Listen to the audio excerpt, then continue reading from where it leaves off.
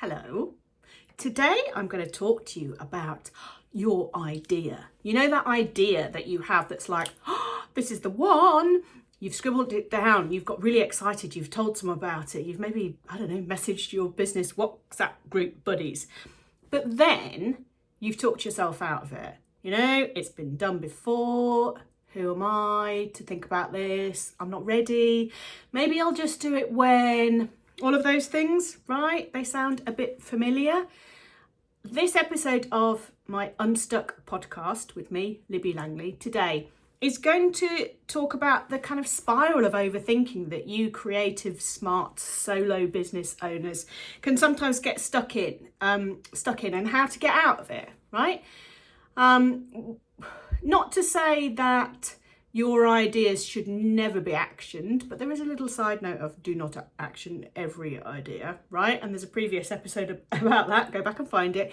But when you've had an idea that you know is really good and is really going to make a difference to things and is kind of the thing, then why can you talk yourself out of it? And this isn't about forcing yourself to push through or just carrying on regardless. This is about helping you to shift how you think about your ideas and about yourself, and that will help you start taking action again, which is really, really important, without making a massive deal of anything, right? This is just about you having your idea, acknowledging your brilliance, and then actioning the bits of it that you need to action rather than talking yourself out of it. Okay. So why do you think that self-sabotage kicks in after we get a good idea? And again, not all ideas are good ideas and not all ideas need to be actioned. However, what about when you just think, yes, that's so good, that makes sense, that's what my potential clients want to hear. So self-sabotage can kick in for an absolute ton of reasons, but often it's, you get really excited, but then your brain kind of goes into protective mode. It knows that there's fear within you, fear of success, fear of failure, fear of everything, right? And it kind of kicks in with this like mama bear protective mode. And that's completely normal. It's how our brains keep us safe. It's how our brains look after us. And it's the kind of, the cave person way of dealing with things. Yeah, your brain knows a lot of stuff and talks a lot of sense, so you do need to listen to it. But often what happens in these scenarios, especially if the idea that you've had is like something a bit different to what you've done before, maybe a big, brave, bold move, or maybe the next level in what you're offering, or maybe just a total pivot that feels right to you, but you're not sure how anyone else might react. And your brain will often go, yeah, wait until blah, blah, blah, blah. And that's because it wants to protect you from failure or embarrassment, quite simply. Your brain's good. Your brain looks after you. And this is, I want you to know that this kind of spike of doubt isn't necessarily a sign that your idea is a bad idea. It's a sign that it matters, okay? I just want to say a little side note about ideas though. I don't know if you're anything like me. I imagine that you are, because that's why you're here. And your brain is pretty busy. You might be neurodivergent like me. I am autistic ADHD. And believe you me, I've had more ideas in the 5 minutes that I've been talking than some people have in their lifetimes.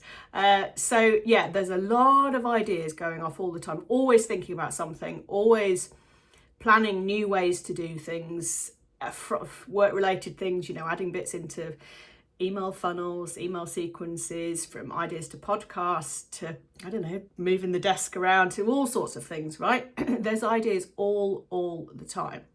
New products, new services, new pricing points, new entry pricing points, everything, right?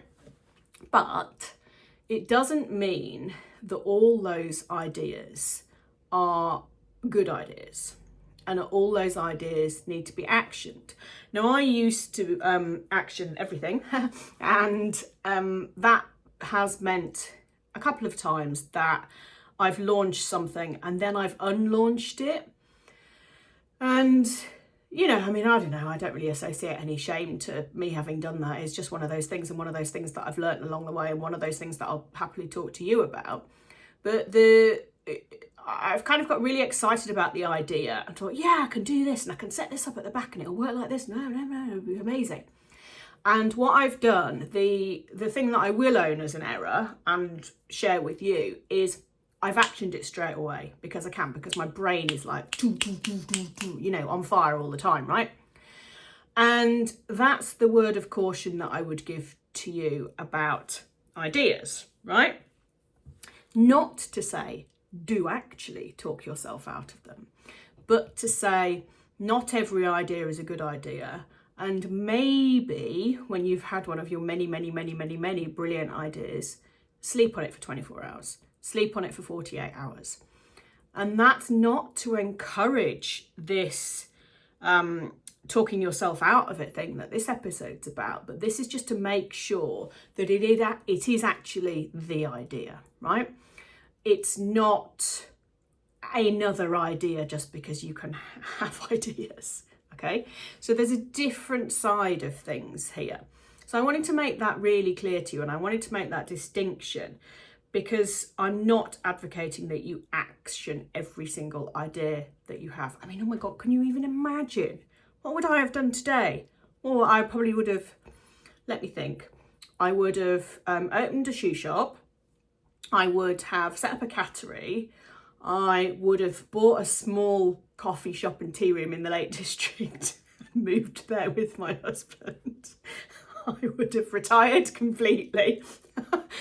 You know, and it's just like, so not all these ideas, we can think through these ideas and we can plan these ideas, and they can be little, you know, side quests, and that's fine, but they don't all have to be actioned. And so thankfully, since I recognised, I guess since my diagnosis, my autism ADHD diagnosis as well, has helped me become much more self-aware about things like this. But actually, you know, I can sometimes just let my mind play with these ideas. And definitely in business, I have my Confidence to Grow program, and I do not break it. I do not break it. I do not mess with it.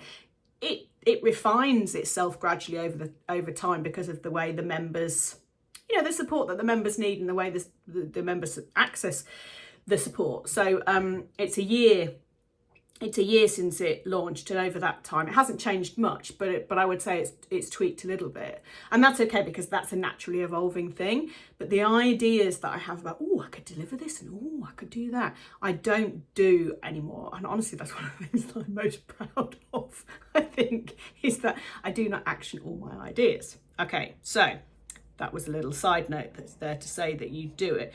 But coming back to, let's assume that the idea that you've got now is one that you've slept on for 48 hours and you know that it's still the right idea, and you know that it's brilliant, and you know it's going to change things in the way that you want things to change, but you're not doing it.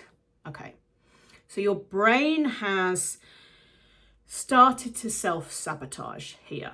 Your brain has said, but what if it fails? What if you look like a wally? What if, right? All those things might be true. They, you know, they might be true. It might not work.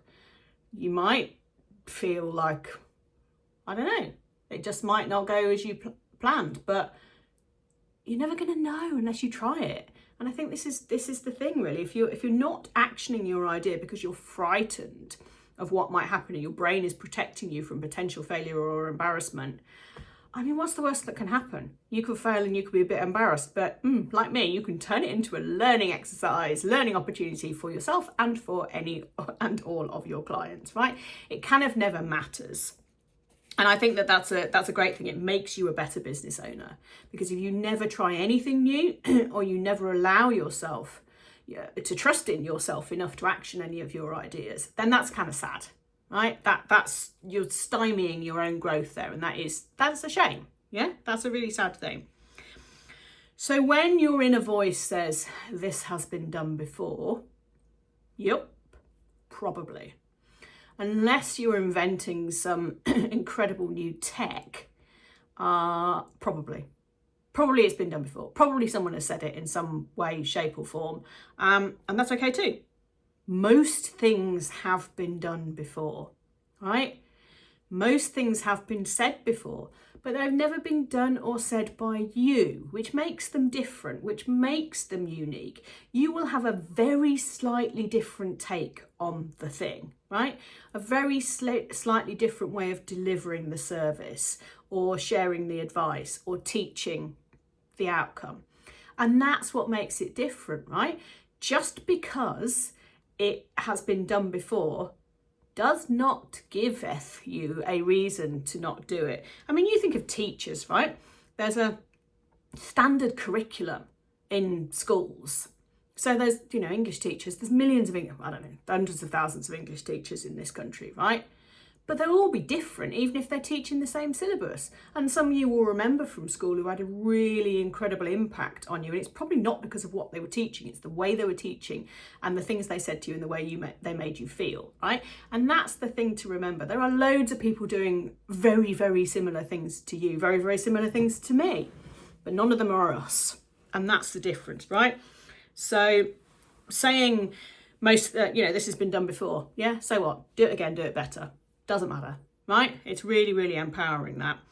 And your voice, your take, your audience is what makes it unique, right? That combination has never been done before. But really, really important. Even if you're teaching somebody else's method, you've learned something. You're a licensed person for a particular product or service. It's still unique to you because people are still going to buy you, okay? And this is what matters. So if you've had, unless you're blatantly plagiarizing, famous person, no names mentioned, who's written an entire book and created an entire movement based on someone else's poem. But don't plagiarize. That ain't cool, right? That is not cool at all. But you can certainly reference somebody else's work and say, I based a lot of my teachings on whatever, and that's cool, right? It's what makes things unique. What makes things different.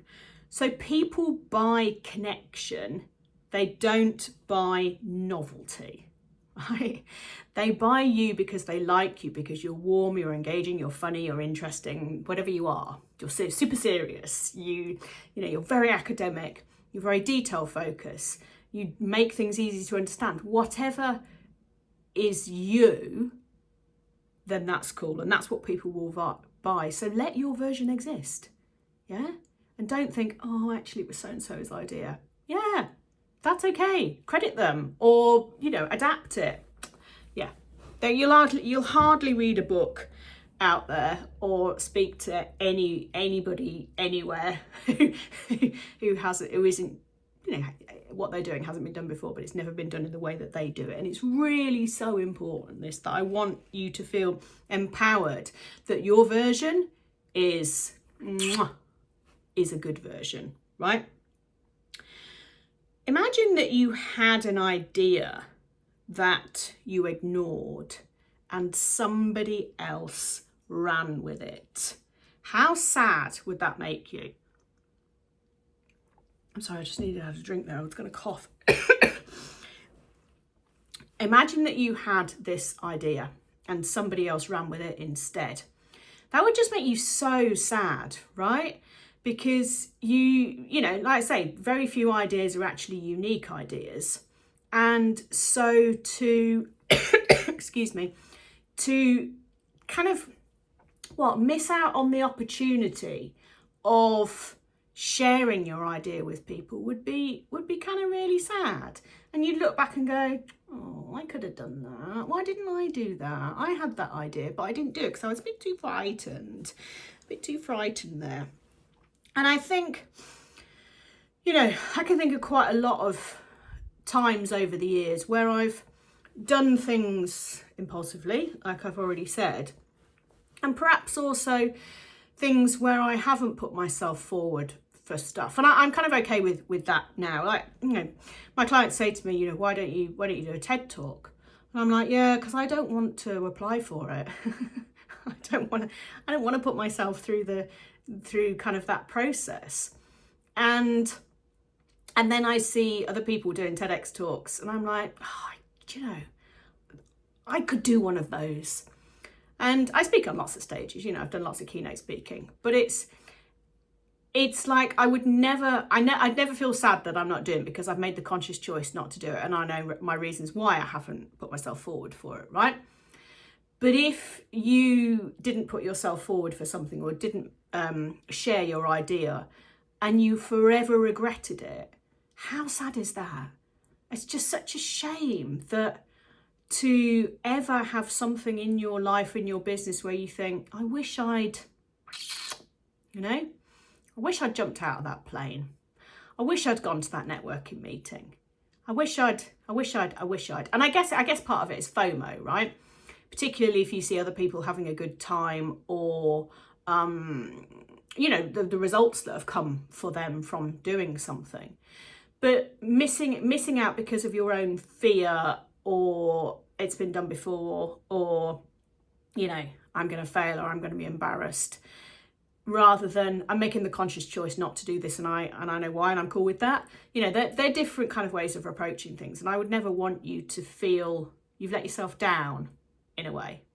So you either got to make total peace with not doing something, or just flipping well do it. Just flipping well do it and see what happens, right? And I say all this to kind of give you a nudge to action something without any shame whatsoever, right? There's no shame, there's no judgment here. This is motivational, yeah? What if you did? But what if you did? You know, what's that Dr. Pepper advert, right? You know, what's the worst that can happen? Probably not much. And like I say to my clients all the time, you know, none of us are heart surgeons.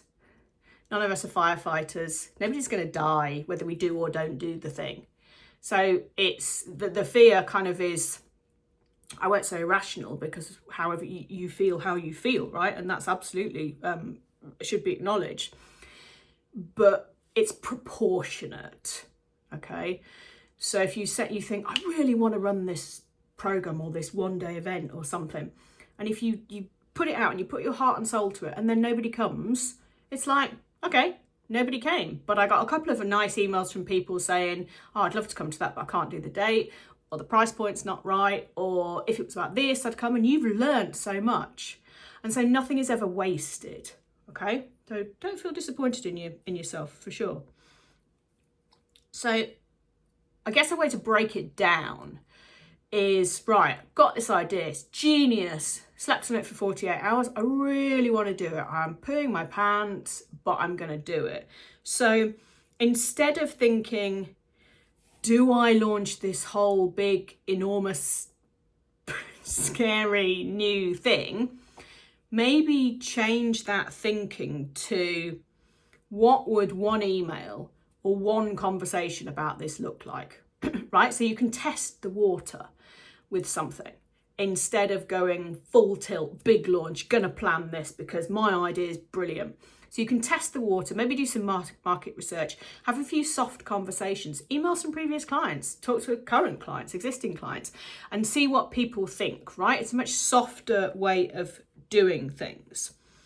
And you know already, but you know that you don't need a finished and polished and perfect funnel to test email funnel, sequence, whatever. You don't need that to test a new offer or share a new message. You can send out an email to your list or put something on social media or talk to people at networking and say, do you know what? I've had this idea, really excited about it. It's this, which is going to help you this. I haven't done anything other than that because I wanted to see what you thought. And they'll say, well, that sounds interesting. Boom, there's your beta group. And that's it. And honestly, you can cobble something together in a Google Doc. So many people these days will launch things. They've just typed it out in a Google Doc, maybe get ChatGPT to just tighten up some of the language for you or help with the flow of it.